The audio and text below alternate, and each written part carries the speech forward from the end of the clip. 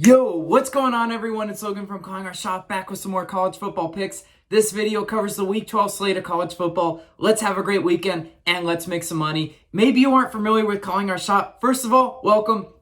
I highly encourage you to mash that subscribe button. It really does help us grow. Speaking of growth, this channel just hit 2 milestones. One, Calling Our Shot just turned 1 year old. It's been an amazing year, 365 days of Calling Our Shot. Incredible. And we also hit 13,000 subs. Big shout out to you guys in the community. We can't do it without you. So let's continue to grow Calling Our Shot and hit that subscribe button. You won't regret it.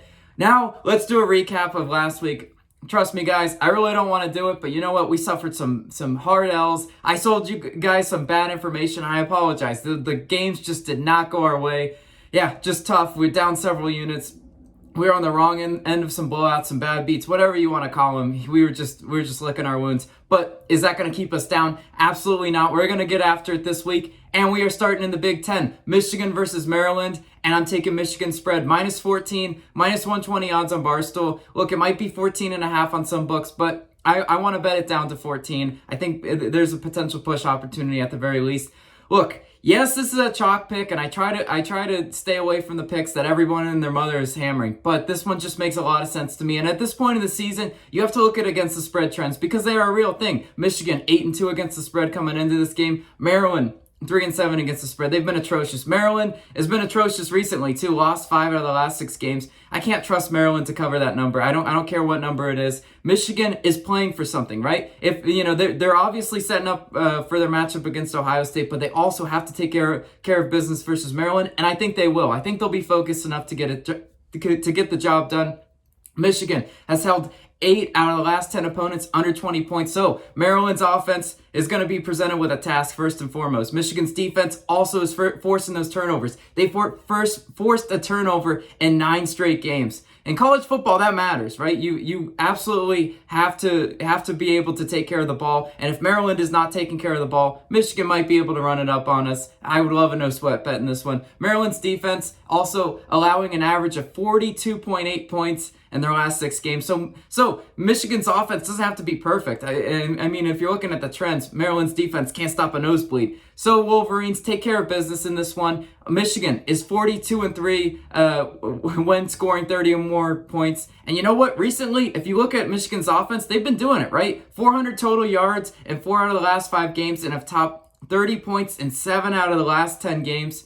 Michigan's offense is definitely prepared to get the job done for us in this one. That's why I think they cover the 2 touchdown spread. That's why I'm going to go ahead and lock that one in. Now let's move on to our next pick, Kent State versus Akron. Yeah, guys, some action. I'm taking under 74.5 total points in this one. -110 odds on MGM. Look, if you're looking at this one, if you've ever bet action, I'm sure a lot of you guys do. I'm sure you guys bet it midweek. Sometimes I dabble in some action myself. But look, it's a dangerous game. And you know what? In this pick, I just woke up feeling dangerous, right? Baker Mayfield style. I'm picking the under in this one, and I know these teams can combine for this at halftime. These defenses are atrocious. But also, the offenses on each side of the ball have had their fair share of struggles. Now, let's start with the trends in this one. The under has hit in 8 out of Akron's last 11 games playing against Kent State. For what that's worth, I mean, these are trends, right? The under has also hit in 5 out of Akron's last 5 games when playing at home versus Kent State. Yeah, I know, different teams and different seasons, but you know what? Sometimes these games are a little bit of a slugfest. Kent State's offense, 13th in rushing yards, which I kind of like. I like teams that their identity is ground and pound because you know what? That's an under's best friend. Chew clock, move the ball on the ground. That's what we love to see. Marquez Cooper, 21 carries and 2 touchdowns versus Central Michigan for Kent State in this one. I definitely think they're going to try to come out and absolutely bowl over Akron. Akron's offense, not good on their side, right? 90th in yards per play. So you got a slow-moving offense versus another team that wants to ground and pound. Look, this kind of sets up stylistically for an under in this one. I know you're looking at it, and I know you're saying, wow, that's a high number. If you go back and pull the game logs, yeah, both defenses are bad. They give up a lot of points. Both defenses are around in the 120s in yards per play and yards allowed. Yeah, they're not great. And I know in these action games you see a lot of high scoring games. A lot of people have been picking overs, but you know what? The weather I got to talk about it, right? Cold in the 40s. Could it be a ground and pound type of ugly game? Absolutely, right? I think this number is too high, even from action. And that's why I'm going to go ahead and take the under in this one. Now let's move on to our next pick. Arkansas versus Alabama. I'm taking Alabama team total under 38.5 total points in this one. Minus 113 odds on Barstool. Yeah, it's dangerous betting against Alabama in any fashion. I know Nick Saban, you're the greatest of all time in college coaches, but look, I just think this number's too high. If you're really looking at it, you're needing Alabama to pretty much score 40. Yeah, I mean, you have to play some pretty good football. Alabama has hit this in all but one game. So you're looking at it and you're like, yeah, hammer the over. Yep. Well, you know what? I think this could be a sneaky low-scoring game, similar to the LSU-Alabama game. Remember that one was sneaky low-scoring out of nowhere, right? If you look at also Alabama's game logs, I don't think they've played really any good defenses. Arkansas's defense is sneaky good, right? Arkansas's defense 26th best in red zone defense. That can matter, right? If they're holding Alabama to field goals instead of touchdowns, they're not going to hit the team total over, and they'll cash the under for us. I know Alabama's offense is like top 10-ish in a lot of categories, third in scoring, 11th in passing. That's your counter argument to that. But you know what? In college football, sometimes you have to go against the grain. You have to pick numbers that say, well, I think that's too high, even though they've been hitting it consistently, right? They've hit the over in 7 out of the last 10 games this year for Alabama. They're doing under, right? They're doing an uglier type of ground and pound game. Arkansas wants the ground and pound. I promise you that. Arkansas, 6th in rushing yards. They want to run. They want to chew clock. This is a 3:30 CBS game, right?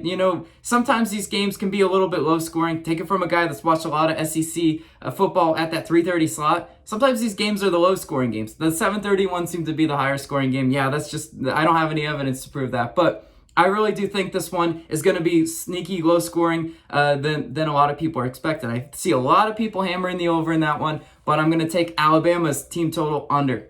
Now let's move on to our next pick. Going back to the Big Ten, Purdue versus Northwestern, and I'm taking Northwestern spread plus 11.5, minus 115 odds on FanDuel. Yeah, this is the classic fade the public pick. 98% of spread bets at the time I'm recording this video are on Purdue. Now, these are the most successful picks I've been making the last few weeks. The ones I've been hitting have been my pure just fade the public picks. And I think that's what we're getting here. Northwestern's terrible offensively, right? 123rd in scoring, and you're asking them to cover 11.5. Well, they're playing at home, right? This could be a cold weather game, a grinded out type game. Not a lot of high scoring. Purdue's offense, 8th in passing, 128th in rushing yards. Well, that actually stacks up in Northwestern's favor. Northwestern's defense, 9th against the passing yards. So you look at this stylistically. If Purdue's forced to have to run the ball, I definitely think, Northwestern sets up to cover. You're asking Purdue a lot, right? To cover 11.5 on the road. In college football, that's not an easy task one bit. What does Northwestern have to play for? Right, pride, right? Against the Purdue team that likes, slaying giants. That the giant killer is what Purdue is. Well, they could easily overlook Northwestern. They could come in there and kind of overlook them. But you know what? The fighting Pat Fitzgeralds will take care of business in this one. They will cover for us. That 11.5 is a number that I feel pretty good about. There's also some injury concerns for Purdue. Go look at their injury report. At the time I'm recording this video, a lot of question marks. So I'm just saying that could factor in for depth. I'm not laying the number on Purdue. I'm laying the number. Give me all the points for Northwestern at home. I'm locking that one in. Now let's move on to our last pick. Oregon versus Utah, and I'm taking Utah -3, minus 110 odds on MGM. Look, it's kind of weird seeing Oregon as an underdog, right? You pull up the slate, you're checking the picks, and you're like, what stands out to me? Well, Oregon, traveling on the road to Utah, this is going to be a really tough game for Oregon, and I don't think they're going to be up to the task. Cameron Rising, a quarterback for Utah. I got to admit, I haven't watched a whole lot of Utes football, but you know what? He had a great game versus Arizona. I think he can continue that playing at home in a big spot versus Oregon.